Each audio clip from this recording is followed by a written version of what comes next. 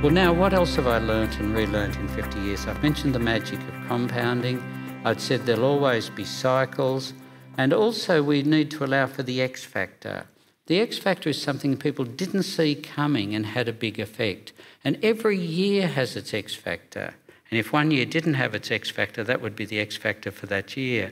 I've been collecting the X factor since 1983. And sometimes the X factor's good, since 82 I've been collecting the X factor. Sometimes the X factor's good, like the floating of the Australian dollar in 83. Sometimes it's horrible, like September 11, 2001 and the terrorist attacks in America. But there's always an X factor, and we've got to allow for that. Also, and this is to keep everyone awake for the next 25 minutes, we also need to avoid repeating the single most common mistake investors make, and I'll introduce that or mention that at the end of my talk. Now let's look at what's happening to markets. Let's look back on 2012, which is still very fresh in our minds. These are the three big things that happened in investment markets in 2012, particularly late 2012. The first thing was that the catastrophes so many investors around the world had feared didn't happen. And those three catastrophes people were so fearful of were the euro would break up and there'd be a lot of pain, the US would have a double-dip recession, and China would have a hard landing. And fear of those three things drove markets to extreme weakness. Remember at the middle of last year how weak the share market was? It dropped below 4,000 for a while. But also, the middle of last year, some government bonds in Europe had negative interest rates. So you're actually paying the governments of Europe to look after your money for you, not of Greece, I admit, but of Germany and Austria. So the fact that those catastrophes were avoided by the end of the year was giving people confidence again. Secondly, we saw in 2012 enormous amounts of liquidity generation by the major central banks. Each of the major central banks, other than China, basically took the view that they would do whatever it takes to get money flowing again and get economies going up. So we're seeing an unprecedented scale of liquidity generation. And then finally, at the end of the year, the hunt for yield. People went chasing quality shares, paying good dividends, semi-government bonds, corporate bonds, and that brought yields down. So they're the three big themes of last year. And of course, between them, they've reintroduced confidence into share markets. And I think we're all appreciative and somewhat relieved that that confidence has come back. Well, let me be very bold now and say what I think will be the big themes at the end of 2013. I should point out, John, this next slide's written in a special kind of quick fading ink. And if you pull this slide out at the end of this year, there won't be any words there, just joking. So what will be the key themes in investment markets at the end of this year? I think we'll be seeing some upgrades to the pace of global growth. The forecasts for world growth at present are about 3.5%. And that's pretty low relative to the past, particularly if you look at what China could do and some of the other emerging economies. My view is that there'll be upgrades to the pace of global growth and US growth. The consensus forecast for growth in the US only has 2%, and sure, the US has a lot of problems, but the US is starting to get back on its feet and confidence feeds off confidence. And my guess is there'll be upgrades to the pace of global growth, and that's good because what we've had in share markets so far is confidence that has raised acceptable price earnings multiples. Valuations have gone back towards normal. What we need to prolong the recovery in shares and give it another leg is better earnings outlook. And I think there'll be enough growth in the world economy, not just yet, but by the end of the year. The third dot point, I think the Australian economy will disappoint. We've got used to growing more strongly than other Western economies in the last 4 years, but things are slowing here. Business capital spending's weaker, housing hasn't yet picked up, and we're going to have a very drawn-out election campaign, and I think a lot of people just put off spending until after that. Notice the fourth dot point. We're starting to get a hint of this already. There was a time a bit over a year ago that it seemed that all markets around the world moved in lockstep, and whether it was shares or listed property trusts, they were moving in lockstep. There wasn't much divergence of returns across asset classes, except that bonds were doing well and shares were doing badly. I think we're now going to have even bigger divergence of returns across asset classes and within asset classes. So if you take shares, some shares will do very well, some will be laggards rather than all going together. And I do think that this will be a year that shows at the end of the year, shares will have shined and bonds will disappoint. And let me elaborate a bit on those thoughts and I'll come back to markets. The global economy, if you take the US, confidence is returning. Certainly the US faces short-term and long-term problems with its budget. In the short term, it's still got some aspects of the fiscal cliff problem. Longer term, it's got to do something to reduce the budget deficit. But confidence is returning, and I think the US will start to see some better growth in jobs, and that will help confidence in shares around the world. China has avoided a hard landing.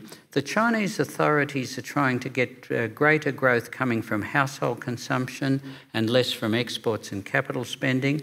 They're not doing that out of altruism, but what gives the Communist Party there any claim to legitimacy is it's creating a middle class and broadening that middle class out. So self-interest for the Chinese authorities to try to rebalance the Chinese economy towards household consumption, and there's a little bit of success coming through. Europe is the worry. It has many problems, and you're seeing that with the outcome of the Italian election overnight. But at least Europe's beginning to face its problems. The Central Bank of Europe's now allowed to buy national bonds. They're starting to get recapitalisation of their banks. And most importantly in Europe, Germany, which is ultimately where the taxpayers are who bail the whole system out, is becoming a little more tolerant and giving the peripheral members of the euro more time to wind their budgets back. So Europe's starting to face up to its problems. There's a lot of geopolitical risk, particularly in the Middle East, and all sorts of things can happen. But the theme I'd offer to you for the world economy, and the single most important thing to watch this year, is those easy setting of policies starting to get traction. In particular, in America, there are prospects that the easy monetary policy will start to get traction, world growth will pick up, and that will help corporate profits and, of course, help the share market. And just to also remind you how much of world growth now comes from the emerging economies. On the left, you have annual growth in the big economies. On the right, you have the emerging economies, and probably 70 to 80% of growth in most years will now come from the emerging economies. On to Australia. As everyone knows, we came through the global financial crisis in relatively good condition. Now, Wayne Swan has his own explanation as to why that happened. I would take a more broader approach. And I reckon you can spell in 5 letters the reason Australia came through the global financial crisis so well: CHINA. China gave an enormous boost to its economy late 2008 and 2009 that lifted our terms of trade. And of course, it's the only time in history the world's had a recession and our terms of trade shot up, and China was responsible for that. To be fair to the government, they were quick with their fiscal boost. Also, we have potent monetary policy. You know, monetary policy is more powerful in Australia than anywhere else, and there's a very simple reason for that. Our fellow Australians love variable interest rates. And sure, interest rates, the banks charge housing loans are not quite as adjusted as quickly to the cash rate as they used to be, but even then, monetary policy is more potent here because of the predominance of variable rate debt. We've got strong banks and maintained immigration. So we've had a pretty good 4 or 5 years. However, our economy is very uneven and it's slowing. Our commodity prices have weakened already.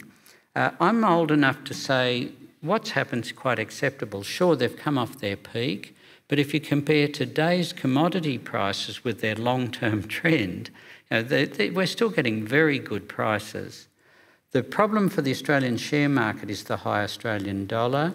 It was inevitable that the Australian dollar would go up given our strong economy, high interest rates and strong commodity prices, but it has created problems. The other good thing for Australia is household balance sheets have improved. We still have a lot of debt.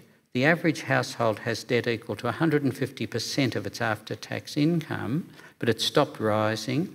But the good thing in Australia is saving has gone up a lot. So household balance sheets are a bit better. Okay, here's the big question that we're hearing a lot of attention given to. Since June last year, most share markets in the world have gone up by 20 to 25%. Sure, they're off a bit in the last day, but we've seen a 20 to 25% recovery in average share prices since June. And the question is, are we in the early days of a global bull market in shares? My answer is nothing is certain in this world, but we probably are in the early stages of a bull market in shares. If you look at valuations, price earnings multiples are about normal around the world. Our price earnings multiple is probably now about 13.5 times, which is pretty close to normal. Last June it was cheap. But if you compare earnings yields on shares to interest rates, equities look very cheap. So if the price earning multiple is 13.5, that suggests that the average earnings yield is about 7%.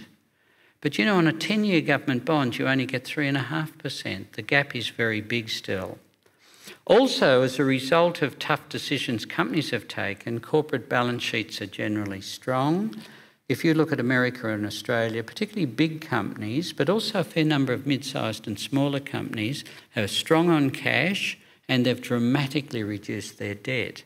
And a few companies I thought were about to treat 2013 as a period where they would take over other companies. We'd see a lot of mergers and acquisitions because companies are sitting on so much cash and some companies have no debt. But of course the share market has moved a bit quickly, so the cash is still sitting there. But whether we see it as higher dividends or some share buybacks or some merger and activity relationships, the strong corporate balance sheets in America and Australia will help. But the key thing we've got to see is that the easy policies gain traction. That's the easy monetary policy, because when that happens, the whole shares around the world will gain because people will be more confident about profits. And of course, the more that we start to see those easy policies get traction, the greater the problem is going to be for bonds, because already on a 10-year government bond, we've seen interest rates go up from 2.7 to 3.5. People are making losses on those bonds, and we could see that more of that. And just to show how the US market has led the world, the US market is red, and look at since 2010, it's outperformed the Australian market, which is black, and the rest of the world, which is light blue. America has something I don't think other countries would accept. America's had a surge in productivity since the global financial crisis, but all the benefits of that productivity growth have gone to profits. They've not gone into wages at all. I don't think we'd accept that here, and I don't know I'd want to accept it, but it's what's driven the US share market so strongly and is still driving the US share market so strongly. Onto the Australian share market. Day to day, we normally take our direction from the US lead. Not every day, and you would have noticed in the last 6 weeks, there's a few more we go the opposite direction of the US. We're not slavishly following the US, and that's a good thing because confidence is coming back. But nonetheless, what happens to the US share market still has a huge effect on us and will continue to be that. So that's why I've said a few words about the US share market.